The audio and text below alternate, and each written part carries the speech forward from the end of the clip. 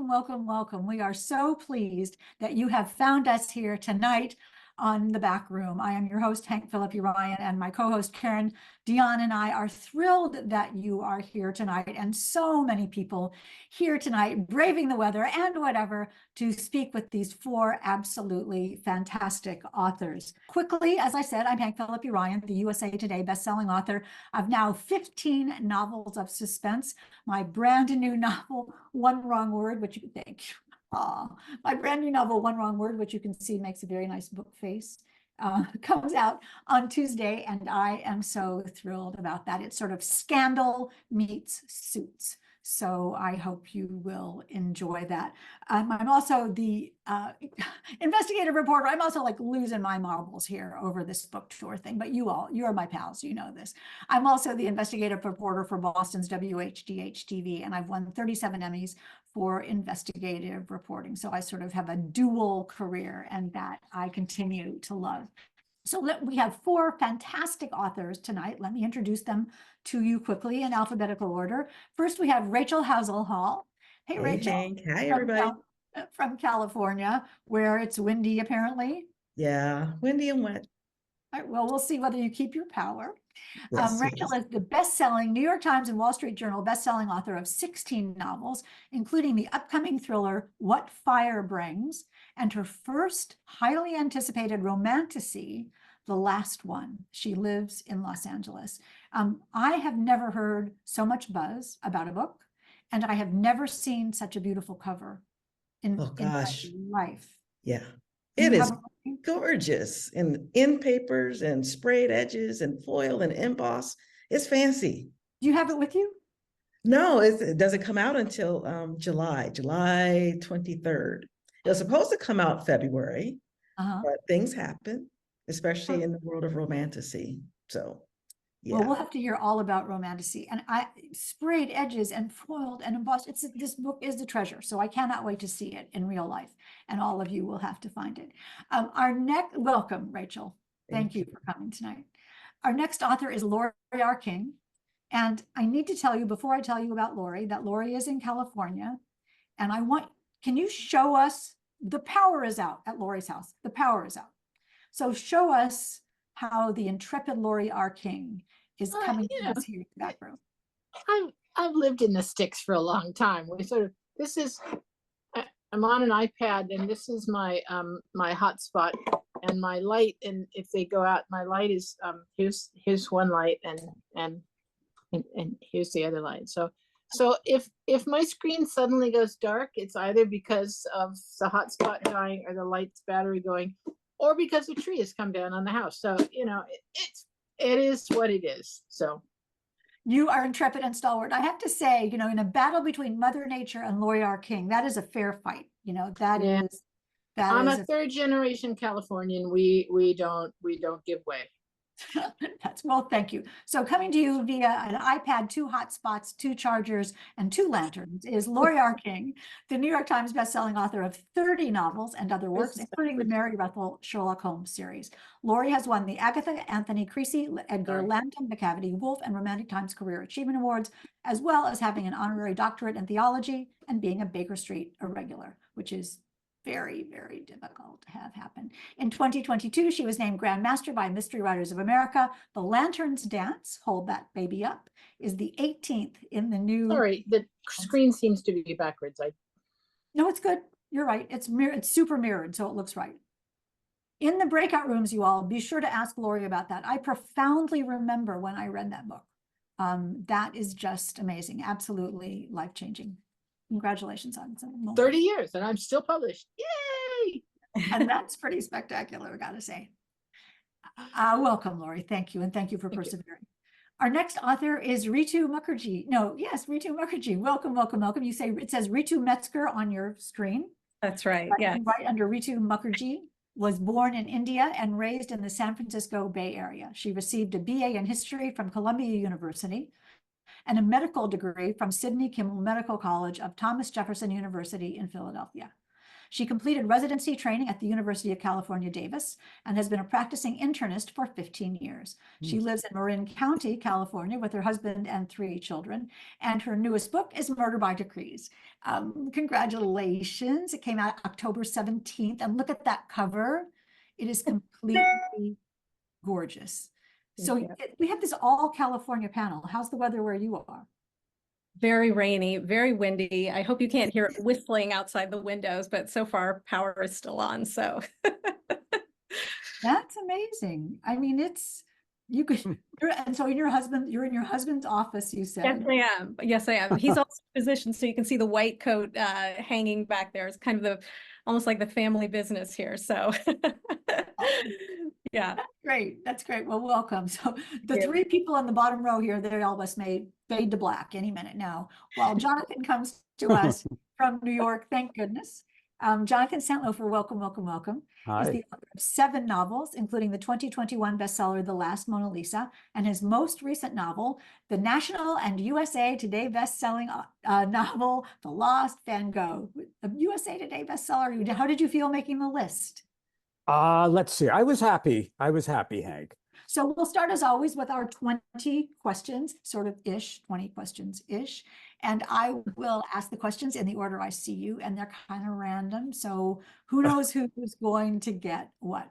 Jonathan, your question is, when you were a little kid, what did you want to be when you grew up?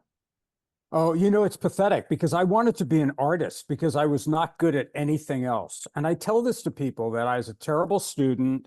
I couldn't concentrate. I didn't find out till I got to art school that I was dyslexic because I drew with both hands coming from both directions. So I had this idea. The only thing I could do was draw, and that's what I was going to be. How's that? How did you know about drawing? How did you even decide? No, it was the only thing I could really do. I could draw anything. I had trouble reading. I had a lot. Yeah. So I think I'm very hopeful for a lot of people who have that problem and those issues. And I really, I thank a drawing teacher in art school who watched me draw backwards and said, "How come you draw like that?" And I said, "Doesn't everyone?"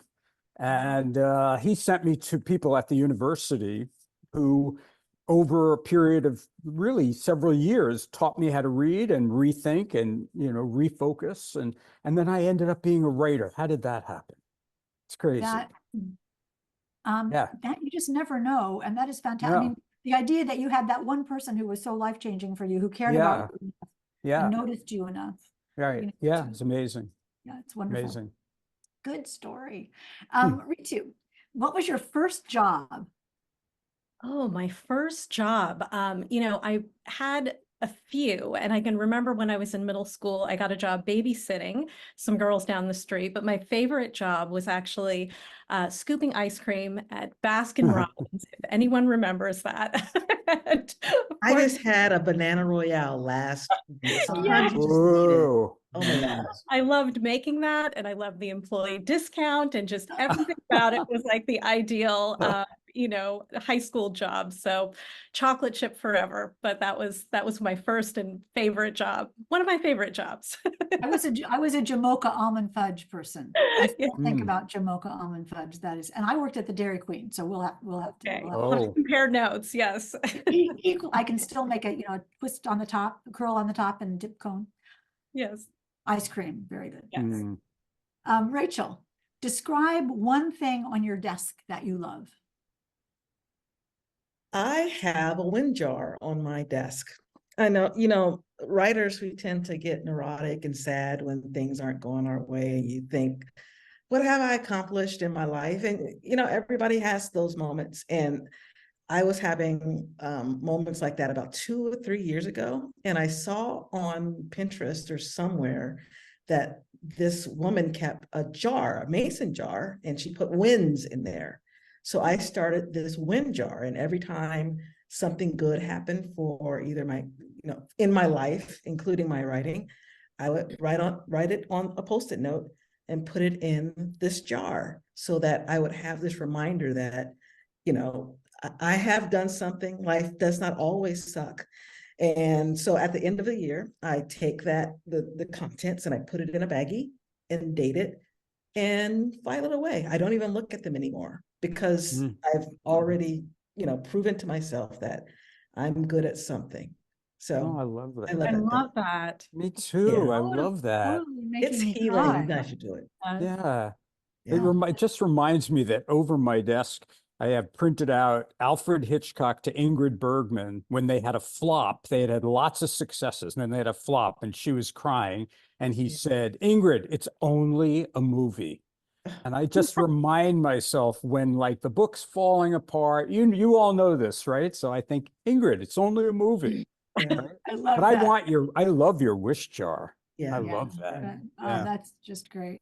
Sue Grafton used to say, and I won't even try to do her accent, but Sue Grafton used to say, get over yourself. You're just writing a novel. Right. But somehow it becomes, Oh, I mean, we yeah. love what we Yeah. do, I'm and gonna, we I'm care gonna about make a what we wind do. jar. Yeah, it's Yeah. big. True. Yeah. That's great. And I love the wind jar. That's marvelous. Thank you for Mm. that. Life-changing. Yeah. Laurie King, what was your favorite book as a child? Oh, favorite single book.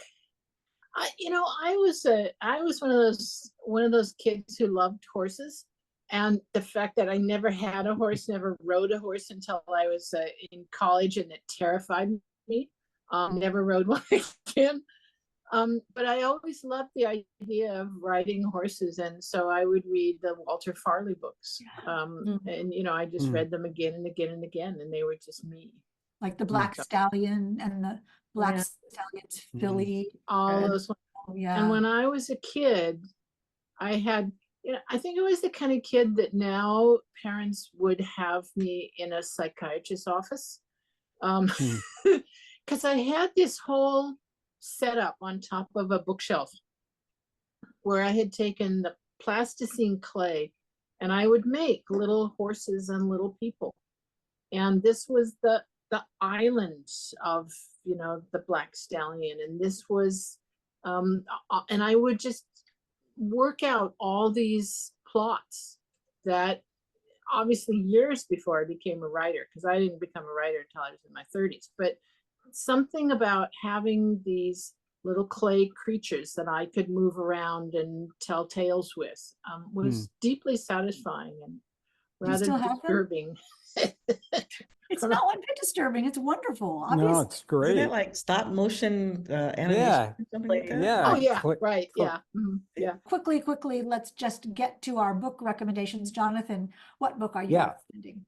I'm recommending The Art Thief. It's a nonfiction book, and it's actually a bestseller at the moment. But this book by Michael Frankel, he tells the story of this completely insane, obsessed guy who stole, like millions and millions of dollars of art. Well, Ritu, what book are you recommending? Okay, I am recommending, this is called The Mistress of Bhatia House by Sujatha Massey. It's just, it's the fourth installment in this historical mystery series. It's set in 1920s Bombay, and it's just a fascinating glimpse into a really interesting time period. Rachel, what are you recommending? Quickly, can you see that? Real Bad Things by It's Kelly good. There's the Ford. There we graphic of go. it. So we're Kelly seeing. Ford. She's a part of this wave of now kind of like Southern rural writers. And so I picked it up because of that. I don't read many Arkansas type books, but I heard this book was really good. And it's a story about a young woman who, I don't want to give much away, but there's a murder and she goes away and then she has to come back because the murder has something to do with her family and her father and the things she ran away from and that whole kind of thing. Perfect. And Laurie, finally, what's your recommendation? Well, this is a book that everybody and his dog has read, which is fine.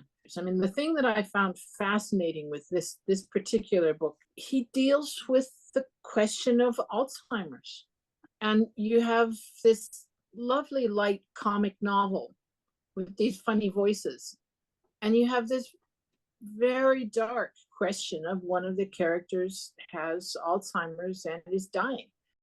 Wasn't that fun? We hope you enjoyed that taste of what a backroom session is like. But more fun comes immediately afterward. That's when the audience is broken up into 4 breakout rooms, and each author in turn visits each room.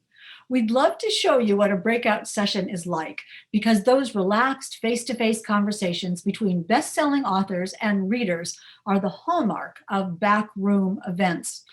But breakout sessions are never recorded, because what's said in the back room stays in the back room.